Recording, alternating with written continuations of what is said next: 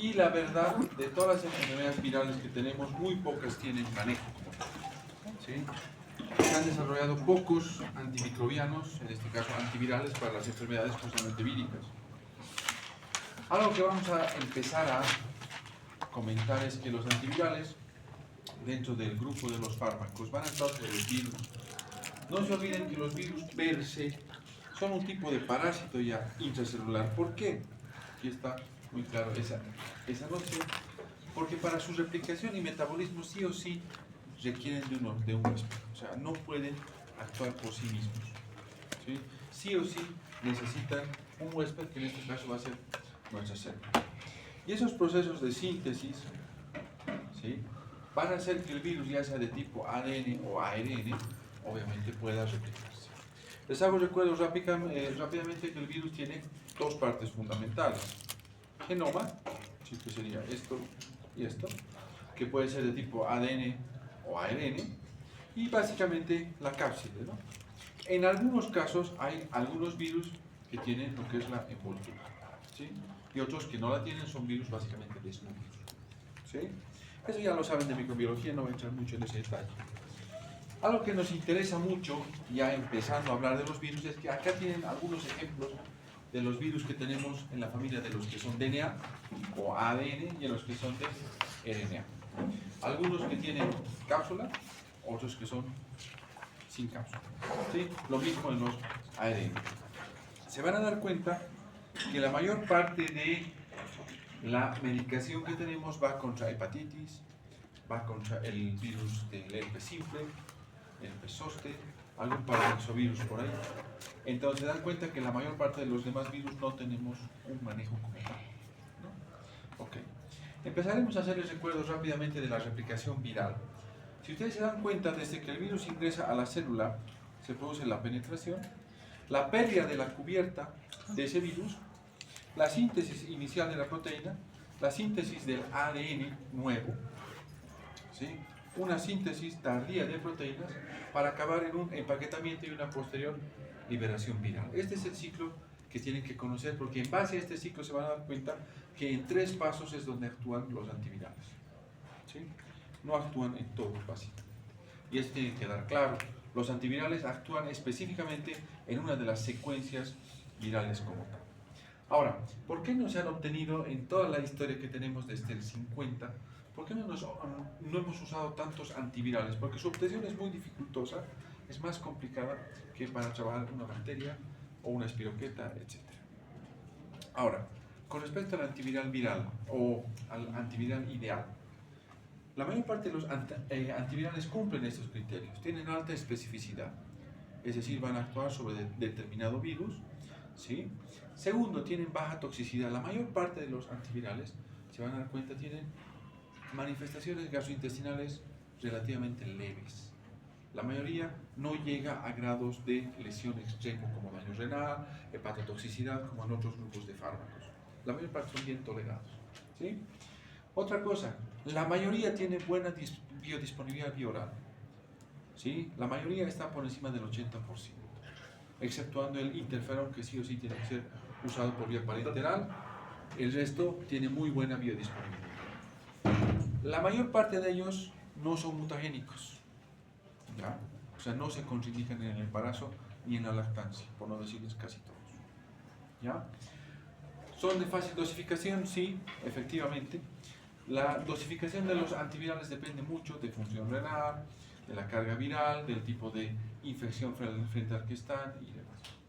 Y el costo no es moderado, ese es uno de los puntos que va en contra de lo que es el antiviral ideal, ¿no? Pero la mayoría cumple estos criterios. Ya entrando a la farmacología de los antivirales, vamos a ver que los vamos a dividir en esos dos grandes grupos. Obviamente vamos a hacer más hincapié en los que no son retrovirales, porque obviamente los retrovirales se los ve en el tema de VIH, ¿ya? Entrando ya en el tema, fíjense que en los no retrovirales lo que nos interesa es que recuerden estos 4 grupos grandes, ¿sí? Primero, los que inhiben la síntesis de proteínas virales, que es uno de los pasos que han visto, es el segundo paso en la cadena de replicación. Los que inhiben la síntesis del ARN, mensajero en este caso. Los que inhiben a la DNA, o sea, a la secuenciación del ADN, en la enzima polimerasa, y los que inhiben la liberación del genoma viral, es decir, los que no permiten que el virus se libere de su envoltura y su cápside para después hacer acoplamiento. Entonces, si se fijan, son 4 grandes grupos que son los más importantes con sus antivirales ahí citados. Los vamos a ver todos, tanto el interferón, la ribavirina, aciclovir, ganciclovir, amantadina y rimantadina. ¿Por qué vamos a ver estos? Porque son los que disponemos más en el medio y son los que trabajamos más también. Y entre los retrovirales, acá tienen los que se va a ver en el tema de VIH, ¿sí? No vamos a entrar en detalle en esto el día de hoy, pero lo que nos interesa es recordar que hay inhibidores de la transcriptasa reversa tipo nucleósidos, los que son lo mismo pero sin el nucleósido, o los que son inhibidores de proteasa. Todo esto entra en VIH, ¿sí? Bueno, empezaremos entonces a entrar rápidamente con el interferón, que es el primer fármaco que vamos a hablar. Ustedes saben que el interferón viene básicamente de las citocinas. Las citocinas tienen varias acciones que están viendo ahí, y una de las más importantes es su acción antiviral, sobre todo para los virus de tipo RNA. ¿Ya? Lo que nos interesa en el interferón es, fíjense en la secuencia, ¿dónde está actuando? En la inhibición de síntesis de proteínas, en este segundo paso, ¿no? Después de la penetración, en el segundo paso, que es la inhibición de la síntesis de proteínas. Esa es la parte que nos interesa tener clara. Ahora, obviamente, si se fijan en el gráfico, una vez que el interferón alfa se une y evita esta síntesis de la proteína, no se va a dar ninguna de estas dos cascadas. ¿Sí? No voy a entrar en mucho detalle, pero lo pueden ver.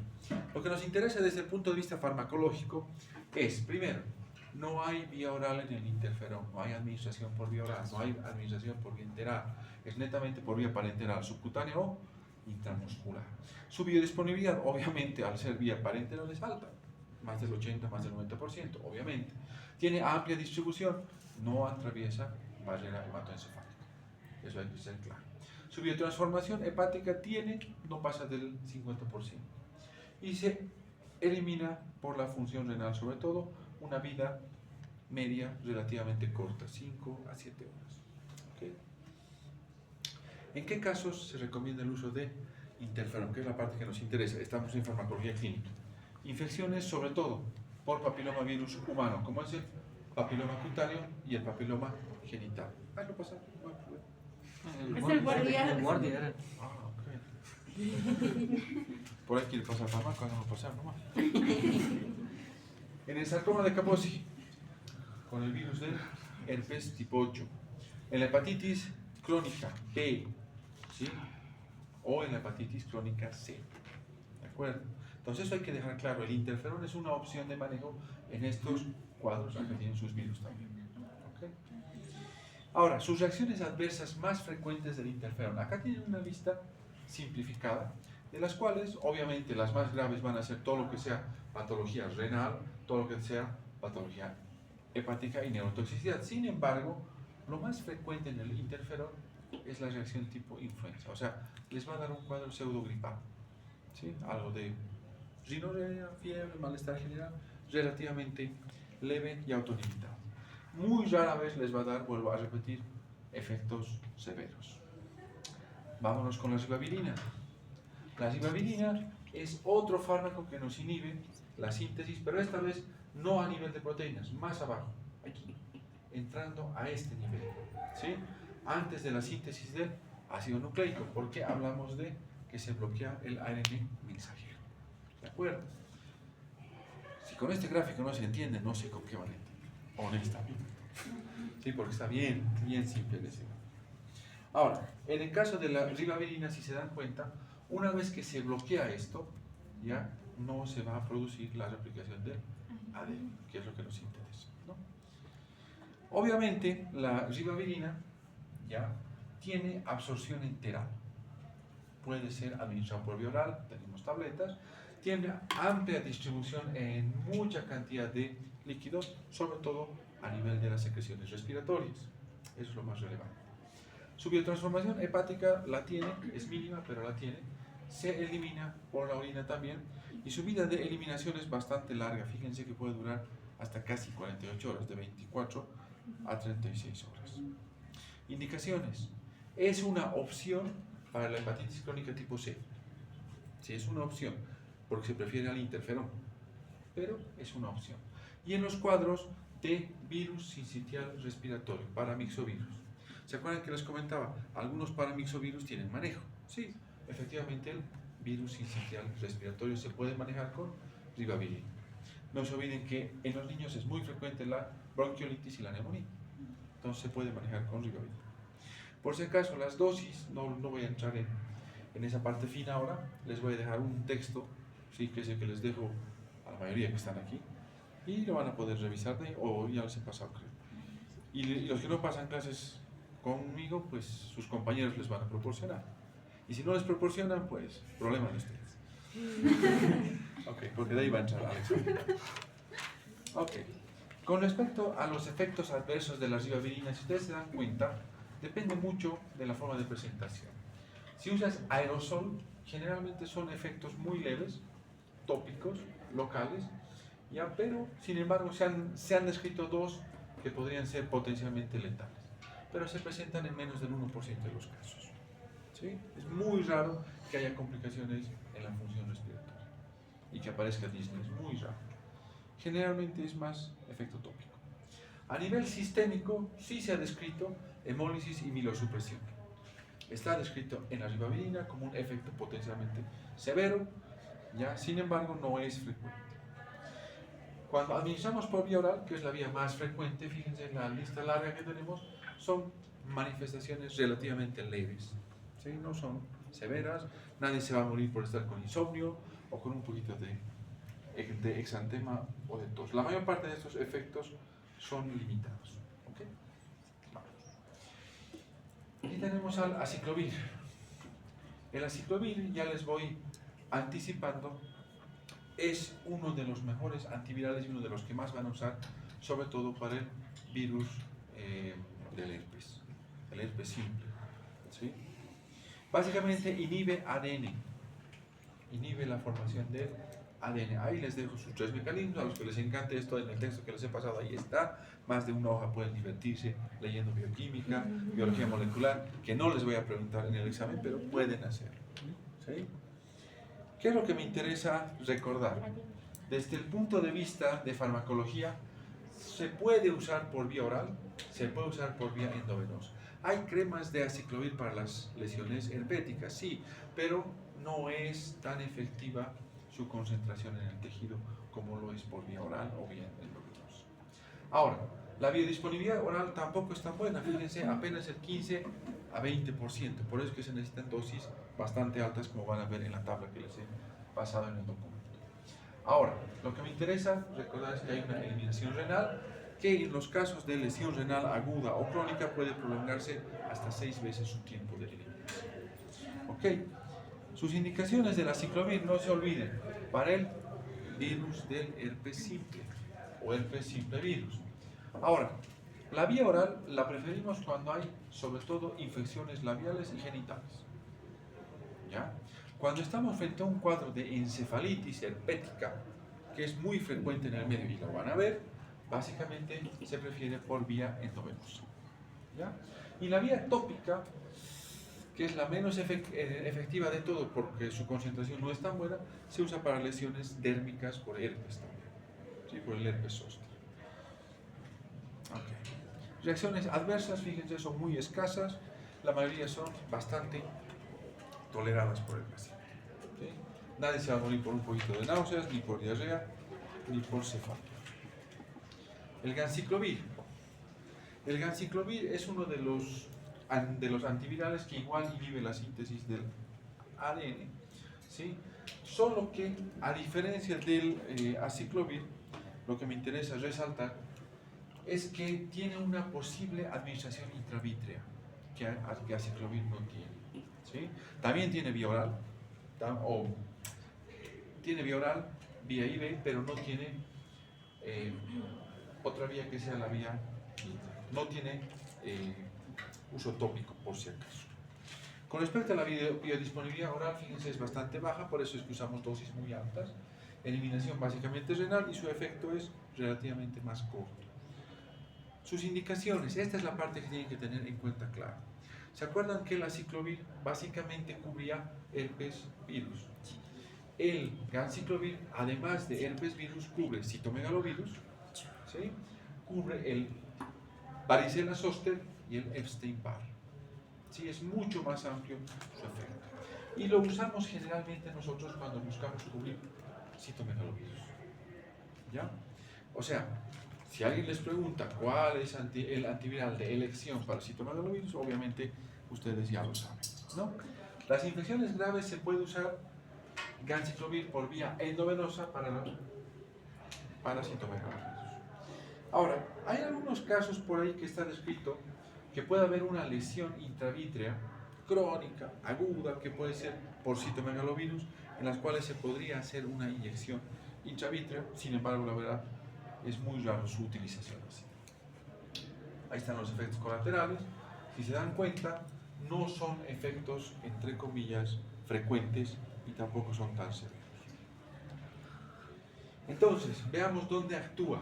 Si ustedes se han dado cuenta, ya el anciclovir y el ganciclovir están actuando aquí, en la síntesis de ADN. O sea, estamos actuando un poquito más abajo.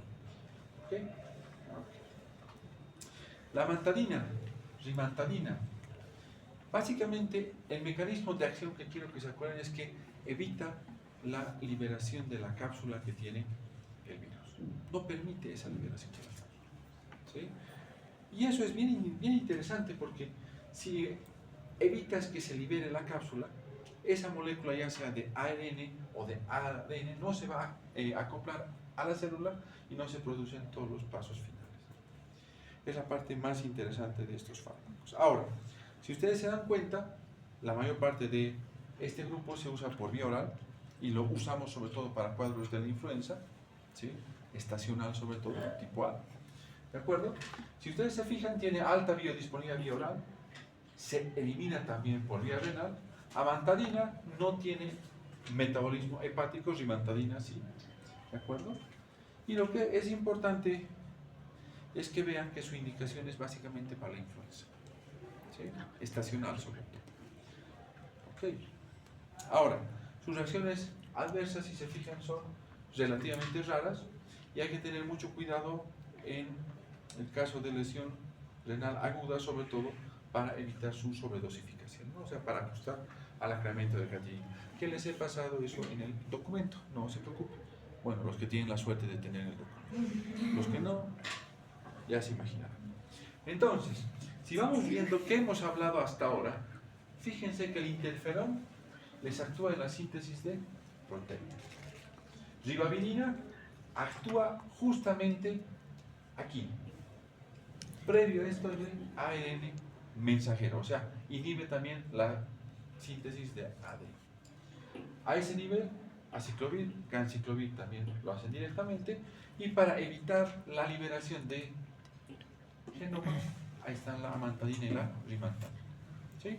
Con este gráfico creo que se entiende bastante bien el efecto de los diferentes antivirales. Y si no se entiende con eso, estamos fregados. ¿Ok?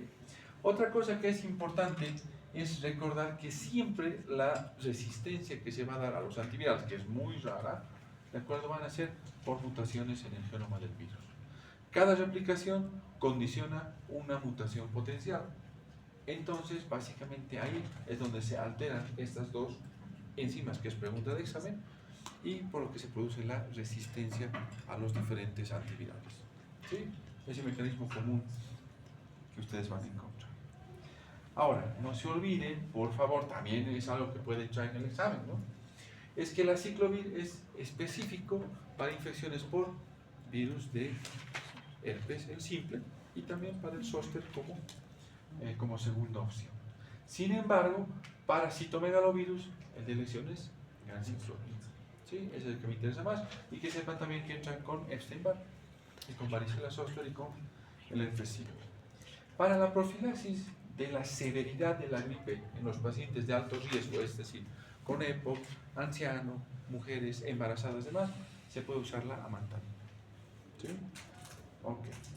Ahora, se han dado cuenta que los efectos en general adversos son muy leves, son muy raros y que la mayor parte de las veces se puede tener una buena tolerancia.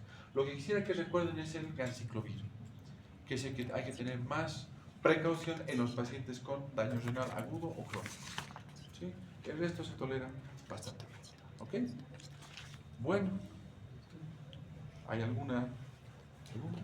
¿Nos puede mandar la documentación a los que no son de su grupo?